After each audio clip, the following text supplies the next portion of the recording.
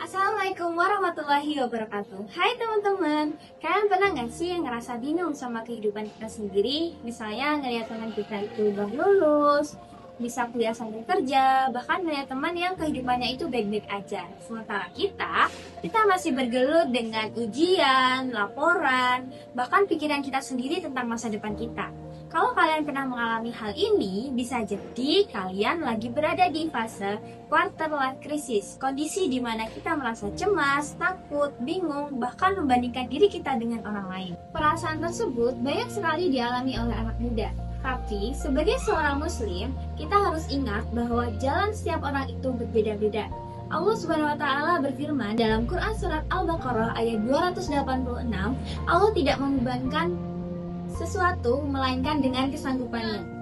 Artinya, setiap kesulitan, kecemasan, bahkan ketakutan yang kita alami sekarang, kita pasti bisa melaluinya. Salah satu tantangan terbesar dalam quarter life crisis adalah kebiasaan kita membandingkan hidup kita dengan orang lain. Apalagi sekarang terdapat media sosial, sehingga kita dapat melihat teman kita yang sudah memperoleh pekerjaan impian, jalan-jalan, atau bahkan mencapai berbagai pencapaian besar lainnya. Akhirnya kita bertanya, kenapa hidup aku belum seperti mereka?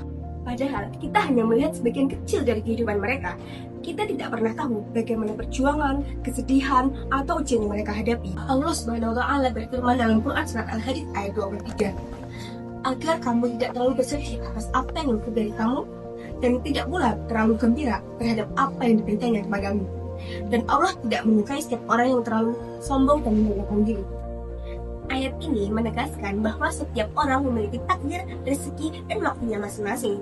Allah tidak meminta kita untuk berlomba-lomba terhadap kehidupan orang lain, tetapi Allah meminta kita untuk terus berusaha dan bersabar. Karena terlambat menurut manusia, belum tentu terlambat menurut Allah. Lalu, bagaimana cara kita menghadapi quarter life crisis menurut Islam?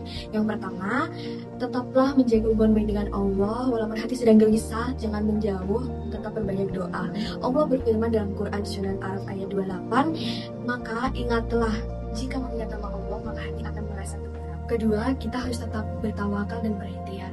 Kita harus berusaha semaksimal mungkin, tetapi untuk hasil akhirnya kita serahkan kepada Allah. Rasulullah bersabda, ikatlah engkau, lalu bertawakallah kepada Allah. Artinya kita tetap berusaha, belajar, bekerja keras, dan memperbaiki diri. Tapi kita tidak boleh berlebihan dalam mencemaskan hasilnya. Teman-teman, jika kalian sedang merasakan quarter life crisis, ingatlah bahwa Allah tidak pernah salah dalam menetapkan takdir kita. Jadi, jangan terlalu keras pada diri kita sendiri. Tidak apa-apa jika proses kita berbeda dengan yang lain, dan tidak apa-apa pula jika kita berjalan lebih lama daripada yang lain. Yang terpenting, kita selalu terus bergerak, terus berdoa, dan terus percaya pada Allah Subhanahu wa Ta'ala. Jadi jangan menyerah, jangan terlalu percaya diri sendiri, teruslah berikhtiar, banyak doa, dan percayalah kepada rencana Allah.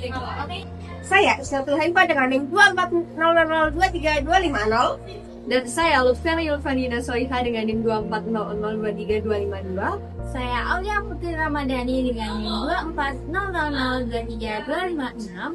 Sekian dari kami. Wassalamualaikum warahmatullahi wabarakatuh.